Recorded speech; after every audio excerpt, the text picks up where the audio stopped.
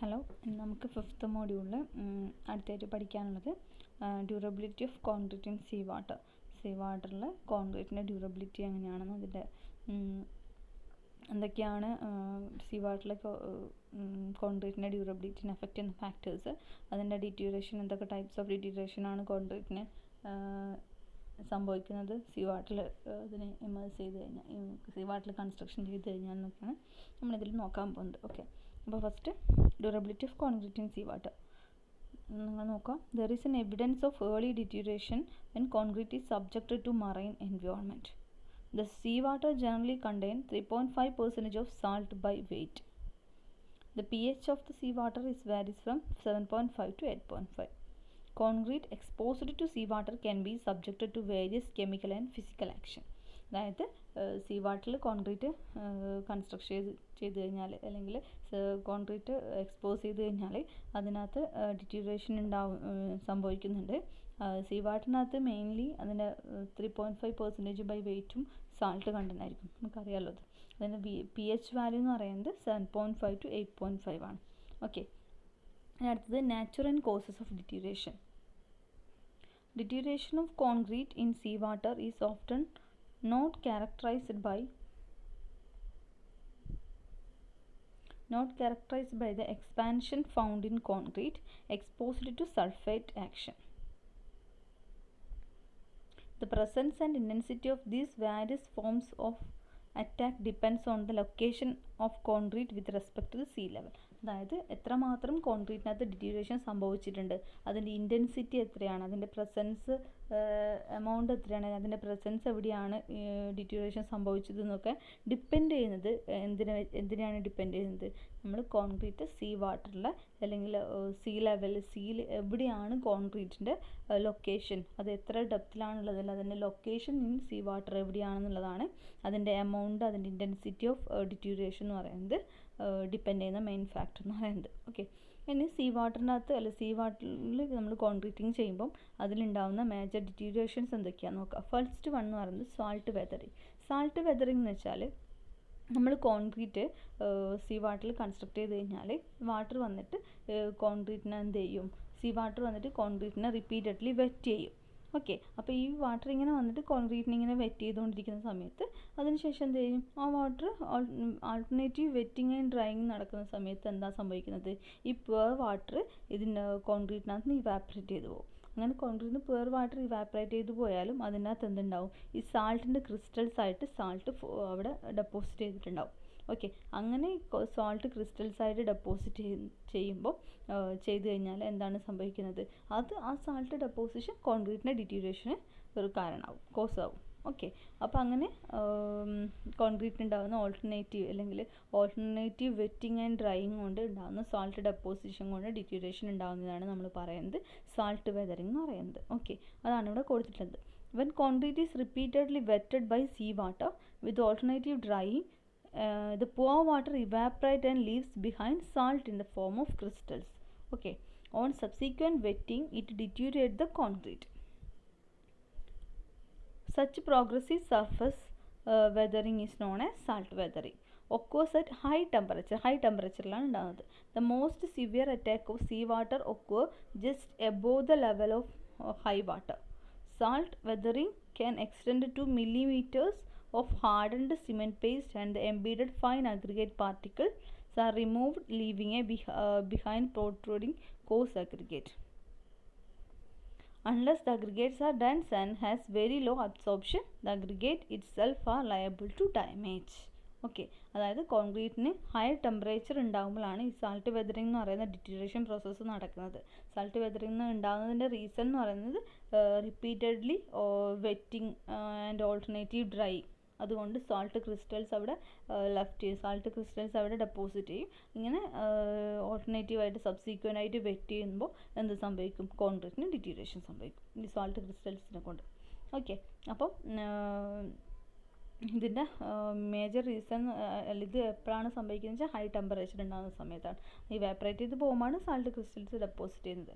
Okay, അപ്പോൾ ഇതിൻ്റെ major എന്താണ്, കോൺക്രീറ്റ് നമ്മൾ കോൺക്രീറ്റിൽ യൂസ് ചെയ്യുന്ന അഗ്രിഗേറ്റ് എന്ന് പറയുന്നത് ഡെൻസ് ആൻഡ് വെരി സ്ട്രോങ് ആവും. അതുപോലെ തന്നെ ലോ അബ്സോർപ്ഷൻ ക്യാരക്ടറിസ്റ്റിക്സ് ആണെങ്കിലും ഈ സോൾട്ട് വെതറിങ് കൊണ്ട് ഇതിന് നല്ല രീതിയിലുള്ള ഡാമേജ് സംഭവിക്കുന്നുണ്ട്. ഓക്കെ, അതാണ് ഫസ്റ്റ് വൺ എന്ന് പറയുന്നത്. സെക്കൻഡ് വൺ എന്ന് പറയുന്നത് corrosion of the reinforcement with subsequent spalling of the concrete. Corrosion can occur if chlorides manage to penetrate to the surface of the reinforcement either through cracks in the structure or through concrete of high permeability. Chloride induced reinforcement corrosion is one of the most common durability problems associated with reinforced cement structure exposed to marine environment. The time of corrosion initiation depends on അതായത് എന്താണ് corrosion of the reinforcement subsequent spalling of concrete use ചെയ്യുന്ന റീഇൻഫോഴ്സ്മെൻറ്റിൻ്റെ കൊറോഷനും അതുപോലെ തന്നെ കോൺക്രീറ്റിൻ്റെ അതുകൊണ്ടുണ്ടാകുന്ന സ്പാളിങ്ങുമാണ് അടുത്ത deterioration എന്ന് പറയുന്നത്. Okay, next type എന്ന് പറയുന്നത് ഈ കോൺക്രീറ്റിനകത്ത് കൊറോഷൻ ഉണ്ടാകുന്നതിൻ്റെ മെയിൻ റീസൺ എന്ന് പറയുന്നത് കോൺക്രീറ്റിൻ്റെ റീഇൻഫോഴ്സ്ഡ് സർഫേസ് എക്സ്പോസ് ചെയ്യുന്നുണ്ട്, അല്ലെങ്കിൽ ഇതിനകത്ത് റീഇൻഫോഴ്സ്ഡ് സർഫേസിനകത്ത് ക്ലോറൈഡ്സിൻ്റെ പ്രസൻസ് കൊണ്ടാണ് അതിന് ഡിറ്റീരിയേഷൻ സംഭവിക്കുന്നത്. Chloride induced reinforcement corrosion is the one of the most common durability problem എന്നാണ് പറയുന്നത്. ഓക്കെ, അപ്പോൾ ഇതിൻ്റെ മെയിൻ റീസൺ എന്ന് പറയുന്നത് എന്തൊക്കെയാണ്? How fast chloride ion penetrate the concrete cover to reach the reinforcement. അതായത് അതിൻ്റെ time of corrosion initiation depend ചെയ്തിരിക്കുന്നത് എന്താണ്? ഈ ക്ലോറൈഡ്സ് കോൺക്രീറ്റിലൂടെ പെനട്രേറ്റ് ചെയ്തിട്ട് അത് റീഇൻഫോഴ്സ്മെൻറ്റിൽ റീച്ച് ചെയ്യുന്ന അതിൻ്റെ എത്ര ടൈമിനുള്ളിൽ അത് റീച്ച് ചെയ്യും. അതിൻ്റെ അത് സ്ലോ ആണെങ്കിൽ കൊറോഷൻ ഈ കുറവായിരിക്കും, ഫാസ്റ്റാണ് നടക്കുന്നതെങ്കിൽ കൊറോഷൻ്റെ എന്താണ് റേറ്റ് കൂടുതലായിരിക്കും. Then critical chlorine concentration needed to deteriorate the steel reinforcement. അതുപോലെ തന്നെ ക്ലോറിൻ്റെ കോൺസെൻട്രേഷനും ഒന്ന് അതിൻ്റെ ടൈമും അതുപോലെ തന്നെ ക്ലോറിൻ്റെ കോൺസെൻട്രേഷനാണ് സെക്കൻഡ് പോയിന്റ് എന്ന് പറയുന്നത്. അതിൻ്റെ കൊറോഷൻ ഇനീഷ്യേഷന് time for corrosion initiation depend ചെയ്യുന്നത് ഫാക്ടേഴ്സ് എന്ന് പറയുന്നത്. ഓക്കെ, ഇനി അതാണ് കൊറോഷൻ ഓഫ് റീഇൻഫോഴ്സ്മെൻറ്റും അങ്ങനെ കൊറോഷൻ സംഭവിച്ചിട്ട് കോൺക്രീറ്റിന് സ്പാളിംഗ് ഉണ്ടാവും. അടുത്ത ഡിറ്റീരിയേഷൻ പ്രോബ്ലം എന്ന് പറയുന്നത് ഫ്രീസിങ് ആൻഡ് ത്രോയിങ് ആണ്. ഫ്രീസിങ് ആൻഡ് ത്രോയിങ് നമ്മൾ പറഞ്ഞിട്ടുണ്ട് already. Deterioration of concrete from freeze thaw action may occurs when concrete is in marine environment and critically saturated marine എൻവയോൺമെൻറ്റിൽ എക്സ്പോസ് ചെയ്തിട്ടുള്ള കോൺക്രീറ്റിലാണ് ഫ്രീസിങ് ആൻഡ് ത്രോയിങ് ഉണ്ടാകുന്നത്. ഫ്രീസിങ് ആൻഡ് ത്രോയിങ് കൊണ്ട് വോളിയം ഇൻക്രീസ് ചെയ്യും, സോ ക്രാക്സ് ഉണ്ടാവും, അങ്ങനെ കൊറോഷൻ സംഭവിക്കും. Wave action. Impact of mechanical force of wave action also contribute to the lack of durability of concrete. കോൺക്രീറ്റിൻ്റെ ഡ്യൂറബിലിറ്റി എഫക്റ്റ് ചെയ്യുന്ന വേറൊരു ഫാക്ടറാണ് മറൈൻ സ്ട്രക്ചറിനകത്തുള്ള വേവ് ആക്ഷനെ കൊണ്ടും ഡ്യൂറബിലിറ്റി കുറയും. Next abrasion by sand and floating body. അതായത് കോൺക്രീറ്റിനകത്ത് നമ്മൾ സീ വാട്ടറിലുള്ള സാൻഡും അതുപോലെ തന്നെ ഫ്ലോട്ടിംഗ് ബോഡിയും ഈ കോൺക്രീറ്റിൽ റിപ്പീറ്റഡ്ലി ഇങ്ങനെ വന്നിട്ട് കോൺക്രീറ്റിൽ വന്ന് തട്ടുമ്പോൾ അതിന് അബ്രഷൻ ഉണ്ടാവും, അതൊരു ഡിറ്റീരിയേഷൻ എഫക്റ്റാണ്. Sea water hold certain quantity of sand and silt particularly in the shallow end. Okay, അത് അതിൻ്റെ ഡിറ്റീരിയേഷന് മെയിൻ റീസൺ ആണ്. ഇനി എങ്ങനെയൊക്കെയാണ് നമുക്ക് ഈ സീ വാട്ടർ അതായത് സീ വാട്ടറിൽ നമ്മൾ കോൺക്രീറ്റ് കൺസ്ട്രക്ഷൻ ചെയ്യുമ്പോൾ എങ്ങനെയൊക്കെയാണ് ഈ ഡിറ്റീരിയേഷൻ എഫക്റ്റ് അല്ലെങ്കിൽ ഈ ഡാമേജ് എഫക്റ്റ് എങ്ങനെയൊക്കെ റെഡ്യൂസ് ചെയ്യാം, അതിന് എന്തൊക്കെയാണ് റെമഡീസ് എന്നാണ് നോക്കുന്നത്. ഫസ്റ്റ് പോയിന്റ് എന്ന് വെച്ചാൽ rich concrete with low water cement ratio make the concrete impervious to attack of the sea water. അതായത് കോൺക്രീറ്റിനെ ഇംപെർവിയസ് ആക്കുക മീൻസ് റിച്ച് കോൺക്രീറ്റ് യൂസ് ചെയ്യുക. Rich concrete with low water cement ratio. Rich concrete എന്ന് വെച്ചാൽ cement content കൂടുതലുള്ള concrete. അപ്പോൾ cement content കൂടുന്ന വെച്ചാൽ വാട്ടർ സിമെൻറ്റ് റേഷ്യോ കുറവുള്ള കോൺക്രീറ്റ് യൂസ് ചെയ്യാനാണ് ഫസ്റ്റ് വൺ പറയുന്നത്. ഓക്കെ, പിന്നെ provision of adequate cover is another desirable step four increasing the durability of concrete. അതായത് ഒരു അഡിക്വേറ്റ് കവർ റീഇൻഫോഴ്സ്മെൻറ്റിന് അഡിക്വേറ്റ് കവർ പ്രൊവൈഡ് ചെയ്യുക. പിന്നെ യൂസ് ഓഫ് പോസ്ലോണിക് മെറ്റീരിയൽസ്. സിമെൻറ്റിന് പകരം നമ്മൾ എന്താണ് അതിൽ പോസ്ലോണിക് മെറ്റീരിയൽസ് യൂസ് ചെയ്യുക. പിന്നെ proper selection of material. Then practising mix design. Proper mix ഡിസൈനും പ്രോപ്പർ മെറ്റീരിയൽസും സെലക്ട് ചെയ്യുക. Then proper detailing of reinforcement. Adopting appropriate construction techniques. കോൺക്രീറ്റിനകത്ത് അപ്രോപ്രിയേറ്റ് മറൈൻ സ്ട്രക്ചറിൽ കൺസ്ട്രക്ട് ചെയ്യും അപ്രോപ്രിയേറ്റ് കൺസ്ട്രക്ഷൻ ടെക്നിക്സ് യൂസ് ചെയ്യുക. ഇതൊക്കെയാണ് റെമഡീസ്. ഫസ്റ്റ് വൺ എന്ന് പറയുന്നത് rich mix, that is low water cement റേഷ്യോയിൽ മിക്സ് യൂസ് ചെയ്യുക. Then proper selection of materials and proper mix design, use of pozzolanic material and proper detailing of reinforcement, appropriate construction techniques use ചെയ്യുക. ഇതൊക്കെയാണ് ഇതിൻ്റെ remedies എന്ന് പറയുന്നത്. Okay, ഇനി അടുത്തത് എങ്ങനെയാണ് ഈ കൊറോഷൻ ഉണ്ടായാൽ നമുക്ക് എന്തൊക്കെ ചെയ്യാം, പ്രൊട്ടക്ഷന് വേണ്ടിയിട്ട് നമുക്ക് എന്തൊക്കെ ചെയ്യാം. അപ്പോൾ എന്താണ് കൊറോഷൻ പ്രൊട്ടക്ഷൻ എന്നുള്ളതാണ് നമ്മൾ അടുത്ത് നോക്കാൻ പോകുന്നത്. Corrosion of reinforcing steel and other embedded metal is the leading cause of deterioration in concrete. When steel corrodes, the resulting rust occupy a greater volume than steel. This expansion creates tensile stress in the concrete, which can eventually cause cracking, delamination and spalling.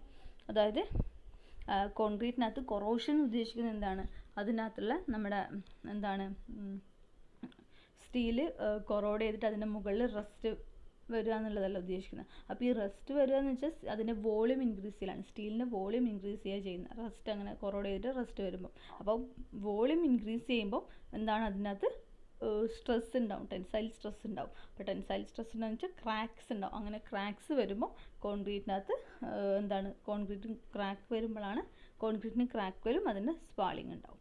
Okay, അതാണ് main corrosion എങ്ങനെയാണ് കോൺക്രീറ്റിനകത്ത് effect ചെയ്യുന്നതെന്ന് പറയുന്നത്. Steel corrode because it is not naturally occurring material. Rather, iron ore is smelted and refined to produce steel. The production steps that transform iron ore into steel steel add energy to the metal. അതായത് steel എന്ന് പറയുന്നത് steel choroid ചെയ്യുന്നതിന് main reason എന്ന് പറയുന്നത് എന്താണ്, നമ്മൾ steel ഉണ്ടാക്കിയിരിക്കുന്നത് എങ്ങനെയാണെന്ന് വെച്ചാൽ അയൺ ഓറിനെ സ്മെൽറ്റ് ചെയ്തിട്ട് റിഫൈൻ ചെയ്തിട്ടാണ് നമ്മൾ സ്റ്റീലാക്കിയിട്ട് മാറ്റിയിരിക്കുന്നത്. ഓക്കെ, അപ്പം ഇങ്ങനെ ഈ പ്രൊഡക്ഷൻ പ്രോസസ്സിൻ്റെ സമയത്ത് സ്റ്റീലിനകത്ത് എനർജി കൊടുക്കുന്നുണ്ട്, മീൻസ് എൻഡോതെർമിക് റിയാക്ഷൻ എന്ന് പറയാം. ഓക്കെ, അപ്പോൾ നമ്മൾ ഇതിനകത്ത് എന്താ സംഭവിക്കുന്നത് വെച്ചാൽ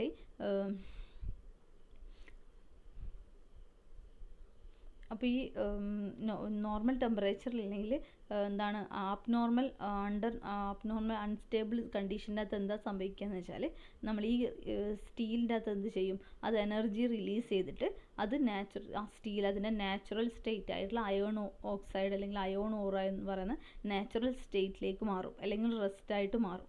ഓക്കെ, അതാണ് ആക്ച്വലി കൊറോഷൻ എന്ന് പറയുന്നത്. Okay, steel like most metal except gold platinum thermodynamically unstable under normal atmospheric condition and will release energy.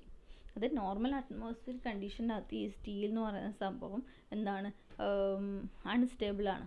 അപ്പം എന്താ സംഭവിക്കുന്നത് വെച്ചാൽ ഇത് എനർജി റിലീസ് ചെയ്തിട്ട് അത് അതിൻ്റെ നാച്ചുറൽ സ്റ്റേറ്റ് ആയിട്ട് മാറും. നാച്ചുറൽ സ്റ്റേറ്റ് എന്ന് വെച്ചാൽ അയോൺ ഓറായിട്ട് അല്ലെങ്കിൽ റസ്റ്റ് അല്ലെങ്കിൽ അയോൺ ഓക്സൈഡ് എന്ന് പറയുന്ന ആ ഒരു പെർട്ടിക്കുലർ ഫോമിലേക്ക് മാറും. അതിനെയാണ് നമ്മൾ ആക്ച്വലി റസ്റ്റ് അല്ലെങ്കിൽ കൊറോഷൻ എന്ന് പറയുന്നത്. ഓക്കെ, അപ്പോൾ ഇങ്ങനെ അതിനാണ് കൊറോഷൻ എന്ന് പറയുന്നത്. ഓക്കെ, ബാക്കി ഡീറ്റെയിൽസ് അതിനൊക്കെ നിങ്ങളൊന്ന് വായിച്ച് നോക്കുക, അത്രയേ ഉള്ളൂ അതിനകത്ത്. ഇനി കൊറോഷൻ നമുക്ക് എങ്ങനെ റെഡ്യൂസ് ചെയ്യാം, അപ്പോൾ എന്താണ് കൊറോഷൻ എന്ന് മനസ്സിലായി, ഇനി അതിനെ നമുക്ക് എങ്ങനെ റെഡ്യൂസ് ചെയ്യാൻ നോക്കാം. Corrosion of embedded metal in concrete can be greatly reduced by placing crack-free concrete with low permeability and sufficient concrete cover. അതായത് കോൺക്രീറ്റിനകത്ത് കൊറോഷൻ റെസിസ്റ്റൻസ് കോൺക്രീറ്റ് ആക്കാൻ വേണ്ടിയിട്ട് നമ്മൾ എന്താ ചെയ്യേണ്ടതെന്ന് വെച്ചാൽ ക്രാക്ക് ഫ്രീ കോൺക്രീറ്റ് യൂസ് ചെയ്യാം. അല്ലെങ്കിൽ ക്രാക്ക് ഫ്രീ കോൺക്രീറ്റ് എന്ന് പറയുമ്പോൾ അതാണ് പെർമിയബിലിറ്റി കുറഞ്ഞതും അതുപോലെ തന്നെ കോൺക്രീറ്റിന് സഫിഷ്യൻറ്റ് എൻഫോഴ്സ്മെൻറ്റ് സഫിഷ്യൻറ്റ് കവറും പ്രൊവൈഡ് ചെയ്തിട്ട് ഒരു ക്രാക്ക് ഫ്രീ കോൺക്രീറ്റ് നമ്മൾ യൂസ് ചെയ്ത് കഴിഞ്ഞാൽ നമുക്ക് എന്താ കൊറോഷൻ റെഡ്യൂസ് ചെയ്യാൻ പറ്റും. അത് ലോ പെർമിയബിൾ ആയിട്ടുള്ള കോൺക്രീറ്റ് യൂസ് ചെയ്യുക. Low permeability concrete can be attained by decreasing the water to cementitious material ratio of the concrete and the use of pozzolanas and slag.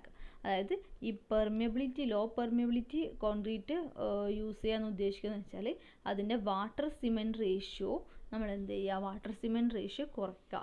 അല്ലെങ്കിൽ നമ്മൾ പൊസലോണിക് മെറ്റീരിയൽസ് യൂസ് ചെയ്യുക, അല്ലെങ്കിൽ slag use ചെയ്യുക. പൊസലോണാസോ സ്ലാഗോ നമ്മൾ കോൺക്രീറ്റിൽ use ചെയ്യുക. അതുപോലെ തന്നെ അതിൻ്റെ water to cementitious material ratio low ratio ഉള്ള വാട്ടർ സിമെൻറ്റ് റേഷ്യോ യൂസ് ചെയ്ത് കഴിഞ്ഞാൽ നമുക്ക് ലോ പെർമിയബിലിറ്റി കോൺക്രീറ്റ് അച്ചീവ് ചെയ്യാൻ പറ്റും. അങ്ങനെ ലോ പെർമിയബിലിറ്റി കോൺക്രീറ്റ് ആകുമ്പോൾ എന്താ സംഭവിക്കുന്നത്, ക്രാക്ക് ഫ്രീ ആവും.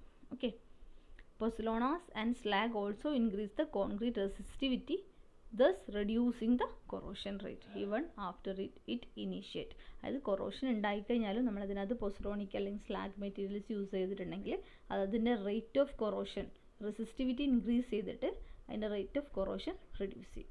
പിന്നെ ഇതൊന്നും കൂടാതെ നമ്മൾ എന്താ ചെയ്യുകയെന്ന് വെച്ചാൽ corrosion resistant corrosion mitigation method എന്ന് പറഞ്ഞാൽ നമ്മൾ യൂസ് ചെയ്യുന്നത് എന്താണെന്ന് വെച്ചാൽ ഈ കോൺക്രീറ്റിൻ്റെ അകത്ത് യൂസ് ചെയ്യുന്ന റീഇൻഫോഴ്സ്മെൻറ്റ് ഒരു കവർ കൊടുക്കുക, കോട്ടിങ് കൊടുക്കുക, കൊറോഷൻ ഇൻഹിബിറ്റിംഗ് അഡ്മിക്സ്ചേഴ്സോ അല്ലെങ്കിൽ അതായത് കോട്ടിംഗ് ഓഫ് റീഇൻഫോഴ്സ്മെൻറ്റ് എന്ന് പറയുമ്പോൾ നമ്മൾ എന്തെങ്കിലും എപ്പോക്സി റെസിൻസോ അങ്ങനെ എന്തെങ്കിലും വെച്ചിട്ട് കോട്ടിംഗ് ചെയ്യുക, അല്ലെങ്കിൽ എന്തെങ്കിലും സീലേഴ്സോ അല്ലെങ്കിൽ മെംബ്രൈൻ ഓഫ് കോൺക്രീറ്റ് സർഫസ് എന്തെങ്കിലും സീലിങ്ങോ അല്ലെങ്കിൽ മെംബ്രൈൻ സീലിങ്ങോ ഒക്കെ കൊടുക്കാം, അല്ലെങ്കിൽ കൊറോഷൻ റെസിസ്റ്റിംഗ് അഡ്മിക്സ്ചേഴ്സ് യൂസ് ചെയ്യുക.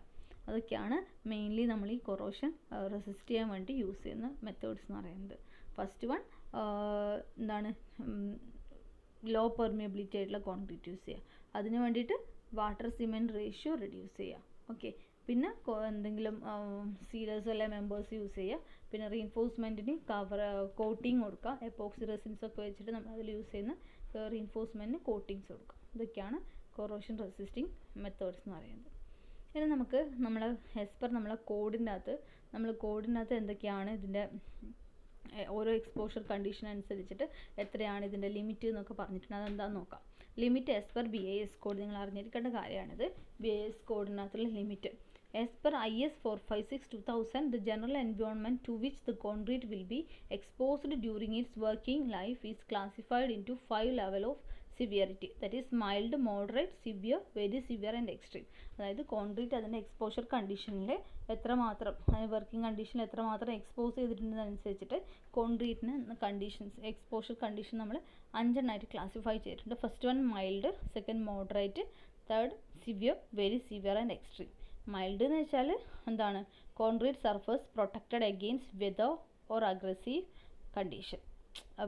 വെതർ ആക്ഷനോ അഗ്രസീവ് കണ്ടീഷനകത്തും പ്രൊട്ടക്ഷൻ കൊടുത്തിട്ടുണ്ട്, അതാണ് മൈൽഡ്. മോഡറേറ്റ് എന്ന് വെച്ചാൽ concrete surface sheltered from severe raining or freezing, ചെറിയ രീതിയിലുള്ള ഷെൽട്ടറിങ് പ്രൊവൈഡ് ചെയ്തിട്ടുണ്ട്, ഷെൽട്ടറിങ് ഉള്ള കണ്ടീഷൻ ആണെങ്കിൽ മോഡറേറ്റ് എന്ന് പറയാം. അങ്ങനെ സിവിയർ ആണെങ്കിൽ concrete surface exposed to severe rain, അതായത് സിവിയർ റെയിൻ എക്സ്പോസ്ഡ് ആണെങ്കിൽ സിവിയർ കണ്ടീഷൻ എന്ന് പറയാം. ഇനി വെരി സിവിയർ എന്ന് വെച്ചാൽ concrete surface exposed to sea water expose ചെയ്യുന്നത് വെരി സിവിയർ കണ്ടീഷനാണ്. എക്സ്ട്രീം എന്ന് വെച്ചാൽ ടൈഡൽ സോണിലാണ് നമ്മളെ സർഫസ് ഓഫ് മെമ്പർ ഉള്ളത്, ടൈഡൽ സോണിലോ അല്ലെങ്കിൽ ഡയറക്റ്റ് കോണ്ടാക്ട് വിത്ത് അഗ്രസീവ് കെമിക്കൽസോ അങ്ങനെയൊക്കെ ഉണ്ടെങ്കിൽ നമ്മൾ എക്സ്ട്രീം എൻവയോൺമെൻറ്റൽ കണ്ടീഷൻ എന്ന് പറയും. ഓക്കെ, കോൺക്രീറ്റിൻ്റെ. ഇനി അടുത്തത് കോൺക്രീറ്റിൻ്റെ വാട്ടർ സിമെൻറ്റ് റേഷ്യോ, അതായത് നമ്മുടെ പ്ലെയിൻ കോൺക്രീറ്റിൻ്റെയും അതുപോലെ തന്നെ റീഇൻഫോഴ്സ്ഡ് കോൺക്രീറ്റിൻ്റെയും മിനിമം സിമെൻറ്റ് കണ്ടൻറ്റും maximum water cement ratio and minimum grade of കോൺക്രീറ്റും ഒക്കെ എന്താണ് ഓരോ ഡിഫറെൻറ്റ് എക്സ്പോഷർ കണ്ടീഷൻ. ഇപ്പോൾ 5 എക്സ്പോഷർ കണ്ടീഷൻ ഉണ്ടെന്ന് പറഞ്ഞല്ലോ കോൺക്രീറ്റിന്. അപ്പോൾ ഓരോ എക്സ്പോഷർ കണ്ടീഷനും അനുസരിച്ചിട്ട് അതിൻ്റെ മിനിമം സിമെൻറ്റ് കണ്ടൻറ്റ് എത്ര വേണം, അതുപോലെ തന്നെ മാക്സിമം വാട്ടർ സിമെൻറ്റ് റേഷ്യോ എത്ര വേണം, അതുപോലെ തന്നെ മിനിമം ഗ്രേഡ് ഓഫ് കോൺക്രീറ്റ് എത്രയാണ് എന്നൊക്കെയുള്ളതിൻ്റെ ടേബിളാണ് നമ്മളെ IS കോഡിനകത്തുള്ള ടേബിളാണ് ഇവിടെ കൊടുത്തിട്ടുള്ളത്. ഇമ്പോർട്ടൻ്റ് ആണ് ഈ ടേബിൾ എന്ന് പറയുന്നത്. പ്ലെയിൻ സിമെൻറ്റ് കോൺക്രീറ്റിൻ്റെ കേസിലുണ്ട്, റീഇൻഫോഴ്സ്ഡ് സിമെൻറ്റ് കോൺക്രീറ്റിൻ്റെ കേസിലുണ്ട്. അപ്പോൾ പ്ലെയിൻ സിമെൻറ്റ് കോൺക്രീറ്റിൻ്റെ കേസിൽ നമ്മൾ മിനിമം വാട്ടർ സിമെൻറ്റ് റേഷ്യോ എന്ന് പറയുന്നത് 0.4 ആണ് minimum water cement ratio, maximum എന്ന് പറയുന്നത് 0.6. പിന്നെ RCCൻ്റെ കേസിലാണെങ്കിൽ മിനിമം 0.4ഉം മാക്സിമം 0.55 ആണ് വാട്ടർ സിമെൻറ്റ് റേഷ്യോ എന്ന് പറയുന്നത്. ഓക്കെ, സിമെൻറ്റ് കണ്ടൻ്റ് ഒക്കെ ഇവിടെയുണ്ട്, നിങ്ങൾ ഓരോ കണ്ടീഷൻ അനുസരിച്ചുള്ള ഓർമ്മിച്ച് വെക്കുക. ദെൻ അടുത്തത് നമ്മുടെ പ്ലെയിൻ സിമെൻറ്റ് കോൺക്രീറ്റിൻ്റെ കേസിൽ അതിന് മിനിമം ഗ്രേഡ് ഓഫ് കോൺക്രീറ്റ് ആണ്. മിനിമം ഗ്രേഡ് ഓഫ് കോൺക്രീറ്റ് എന്ന് പറയുന്നത് M15 ആണ് പ്ലെയിൻ സിമെൻറ്റിൻ്റെ കേസിൽ. RCCൻ്റെ കേസിൽ M20 ആണ്. മിനിമം M15ഉം അത് മോഡറേറ്റ് കണ്ടീഷനിൽ, RCCൻ്റെ കേസിൽ മൈൽഡ് കണ്ടീഷനിൽ M20 ആണ്. അപ്പോൾ ബാക്കിയുള്ള ഡീറ്റെയിൽസ് നിങ്ങൾ ഇതിനകത്ത് വായിച്ച് നോക്കുക. ഇതിനകത്ത് സൈസ് പറഞ്ഞിരിക്കുന്നത് 20 mm നോമിനൽ സൈസിൽ അഗ്രിഗേറ്റിൻ്റെ കേസിലാണ് ഇത് നമ്മൾ പറയുന്നത്. ഇനി സൈസ് കൂടുതലും വാട്ടർ സിമെൻറ്റ് നമ്മുടെ അഗ്രിഗേറ്റിൻ്റെ സൈസ്, അതായത് adjustment to minimum cement content for aggregate other than 20 mm nominal size. അഗ്രിഗേറ്റിൻ്റെ സൈസ് 20 mm കൂടുതലായ കേസിൽ, അതിൻ്റെ നോമിനൽ സൈസ് 20 mm കൂടുതലായ കേസിൽ അതിൻ്റെ വാട്ടർ സിമെൻറ്റ് റേഷ്യോ അഡ്ജസ്റ്റ്മെൻറ്റ് ടേബിളാണ് ഇത് പറഞ്ഞിരിക്കുന്നത്. നമ്മൾ ഈ ടേബിൾ നമ്മൾ മിക്സ് ഡിസൈനിൻ്റെ കേസിൽ നമ്മൾ ഈ ടേബിൾ ഒന്ന് കണ്ടിട്ടുണ്ട്. മിക്സ് ഡിസൈനുള്ള മോഡ്യൂൾ പഠിക്കുമ്പോൾ 4th മോഡ്യൂളോ 3rd മോഡ്യൂളോ അങ്ങനെ പഠിക്കുമ്പോൾ നമ്മൾ ഈ ടേബിൾ നോക്കിയിട്ടുണ്ട് കേട്ടോ. അപ്പോൾ അതൊന്ന് നോക്കാം. അതായത് മെയിനായിട്ട് ശ്രദ്ധിക്കേണ്ട കാര്യം എന്ന് പറയുന്നത് പിന്നെ water cement ratio minimum 0.4 maximum 0.6 ആണ് പ്ലെയിൻ്റെ കേസിൽ. RCC ആണെങ്കിൽ 0.4 0.55 ആണ്. പിന്നെ RCCൻ്റെ കേസിൽ മിനിമം ഗ്രേഡ് ഓഫ് കോൺക്രീറ്റ് M20യും PCC ആണെങ്കിൽ M15. ഓക്കെ, ഇനി അടുത്തത് ക്ലോറൈഡ് കണ്ടന്റ് ഇൻ കോൺക്രീറ്റ്. കോൺക്രീറ്റിൽ മിനിമം എത്ര ക്ലോറൈഡ് കണ്ടന്റ് ആണ്, അതിൻ്റെ റേഞ്ച് എത്രയാണ്, മാക്സിമം എത്രയാണ് വേണ്ടതെന്നുള്ള range. Whenever there is a chloride in concrete, there is increased risk of corrosion of embedded metal. Embedded മെറ്റലിനകത്ത് ക്ലോറൈഡ് പ്രസൻസ് കോൺക്രീറ്റിനകത്ത് ഉണ്ടെങ്കിൽ അതിൻ്റെ കൊറോഷന് റിസ്ക് കൂടുതലായിരിക്കും എന്നാണ് പറയുന്നത്. Okay, total amount of chloride content in the concrete at the time of placing the total amount of കോൺക്രീറ്റിനകത്ത് എത്രയാണ് അതിൻ്റെ maximum amount of fluoride content എന്ന് പറയുന്നതിൻ്റെ റേഞ്ചാണ് ഇവിടെ കൊടുത്തിട്ടുള്ളത്. Concrete containing metals and steam cured at elevated ടെമ്പറേച്ചറിലാണെങ്കിൽ 0.4 kg/m³ പറ്റുള്ളൂ. ഇനി reinforced or plain concrete contain embedded metal ആണെങ്കിൽ 0.6 kg/m³ പറ്റുള്ളൂ. Concrete not containing embedded metal or any metal requiring protection from chloride ആണെങ്കിൽ 3 ആണ് അതിൻ്റെ ക്ലോറൈഡ് കണ്ടന്റിന് ലിമിറ്റ് എന്ന് പറയുന്നത്. ഇനി അടുത്തത് സൾഫേറ്റ് ഇൻ കോൺക്രീറ്റ്. സൾഫേറ്റ് എന്ന് പറയുന്നത് total water soluble sulphate content of the concrete mix exposed to SO should not exceed 4% by mass of the cement in the mix. Sulfate content എന്ന് പറയുന്നത് 4% of mass of 4% by mass of the cement in the mix. സിമെൻറ്റിൻ്റെ 4%നേക്കാൾ കൂടാൻ പാടില്ല. Not greater than 4% of the weight of cement. സൾഫേറ്റിൻ്റെ content in concrete. Okay, chloride in concrete എന്ന് പറയുന്നത് ഓരോന്നിനനുസരിച്ചിട്ട് ഓരോ റേഞ്ചാണ് ഇവിടെ കൂടുതൽ. 0.4 to 3 വരെ വാരി ചെയ്യുന്ന റേഞ്ച്. ദെൻ പിന്നെ വാട്ടർ സിമെൻറ്റ് റേഷ്യോ, അതുപോലെ തന്നെ അതിൻ്റെ മിനിമം സിമെൻറ്റ് കണ്ടൻറ്റും ഗ്രേഡും ഒക്കെ നമ്മൾ ഈ ടേബിൾ 5 IS കോഡിനകത്ത്. ഓക്കെ, അപ്പോൾ ഇത്രയേ ഉള്ളൂ നമുക്ക് ഇന്നത്തെ വീഡിയോയിൽ. ബാക്കി നമുക്ക് നെക്സ്റ്റ് വീഡിയോയിൽ ഡിസ്കസ് ചെയ്യാം. Okay, thank you.